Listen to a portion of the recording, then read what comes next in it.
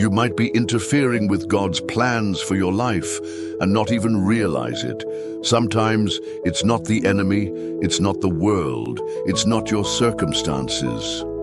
It's you. That's right. Without noticing, you might be sabotaging the very dreams God designed specifically for you. And it all starts with small actions, tiny distractions, minor detours that slowly pull you away from the center of His will. The scariest part? This could be happening right now, while you're listening to this message. How many times have you felt stuck, like you've been in the same place for way too long? The days go by, the prayers continue, you seek answers, but nothing seems to move.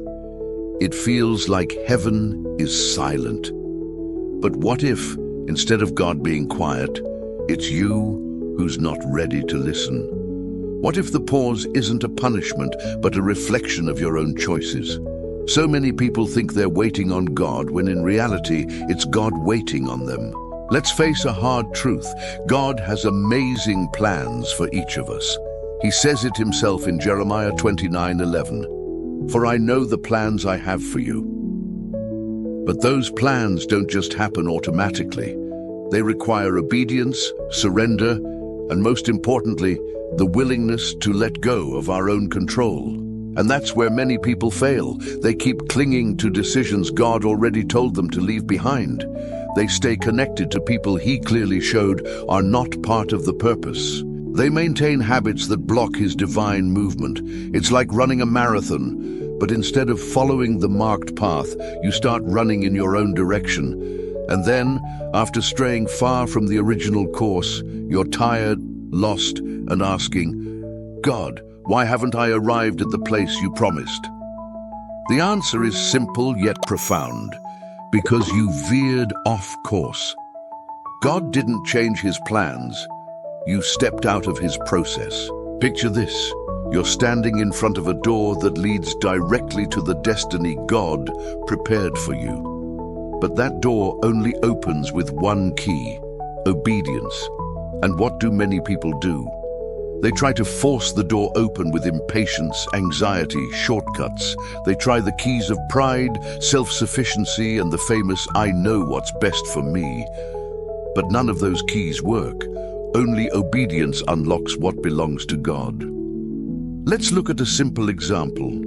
Jonah. God gave him a clear mission.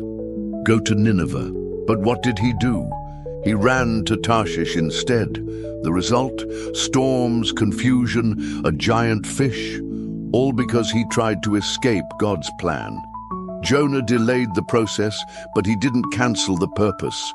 God still used him. But how much suffering could he have avoided if he had obeyed from the start? How many giant fish do we face because we walk in the opposite direction? Maybe your Tarshish today is that relationship God already showed you isn't helping you grow, or that job that looks like a blessing but pulls you further away from God's presence. Maybe it's your fear of change, your laziness to pray, or that quiet spiritual procrastination that feels harmless, but little by little weakens your connection with heaven. There's a big difference between being still because it's a time of waiting and being still because you're resisting. God's waiting is active, full of purpose. Human resistance is a prison that paralyzes. And God doesn't force anyone to obey. He guides, He speaks, He directs, but the decision will always be yours. You might be praying for open doors, but you're not willing to close certain windows. You're asking God to take you to a new level, but still refuse to let go of old behaviors. And heaven watches, with sadness, with patience, but also with justice.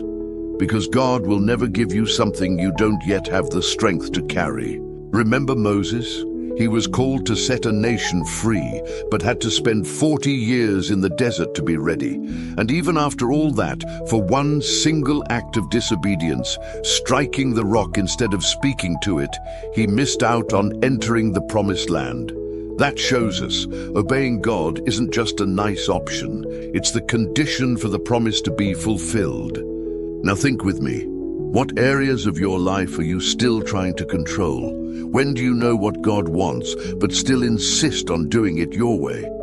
Many times, this isn't open rebellion. It's subtle. It hides behind excuses like, it's not the right time, I'm just waiting for another sign, or God will understand. And yes, he does understand.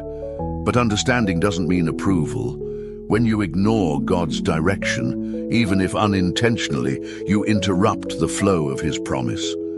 Not because he rejected you, but because he doesn't force his way into a closed heart. And while you're holding onto the wheel, he waits until you finally decide to let go. Be honest with yourself.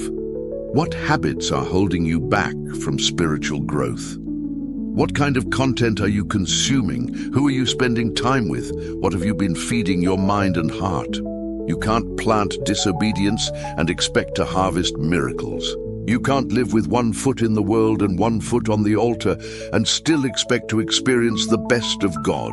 And here's the good news. Everything can change with one decision.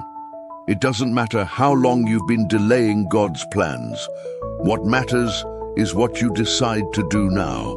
When the prodigal son came to his senses, he didn't stay trapped in his mistake. He returned. He got up and said, I'll go back to my father's house. And the father received him with open arms, restoring everything. God's restoration is immediate for those who truly surrender. He doesn't need much time to rewrite your story. All he needs is a willing heart. And if you're hearing this today, it's not by chance.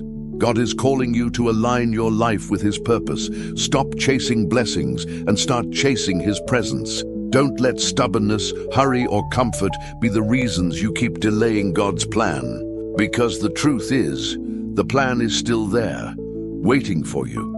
But the real question is, how long will you wait to obey?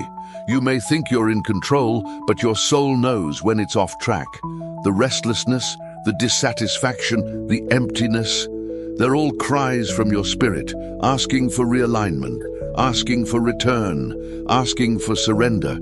Don't wait until you hit rock bottom to realize only God knows the best way. Don't wait to lose everything before you value heaven's direction. You don't have to go through the storm to learn that the safest place is in the center of God's will. Today is your turning point. Today could be the day you decide to stop delaying what God wants to do. Surrender, obey, trust. Even if it doesn't make sense right now, even if it's hard, even if it hurts, obedience will always lead you to the right destination. God still wants to use you. He still wants to complete the good work, but he's waiting for you to say, "Here I am." As long as you don't give him everything, nothing truly changes. But when you surrender, heaven moves. Don't delay what you already know needs to be done. Time is passing, opportunities are in front of you, and God still believes in who you can become. All it takes is one step of faith, one step of obedience, one step toward his will. If this message spoke to you, if it woke you up, if it confronted you, then don't ignore it. This might be the last time God is reaching for you like this. Respond, react, return. There's still time. If this word touched your heart, subscribe to the channel now, turn on the bell, and share this with someone who needs to hear it today. And remember, when you obey, heaven responds. See you next time.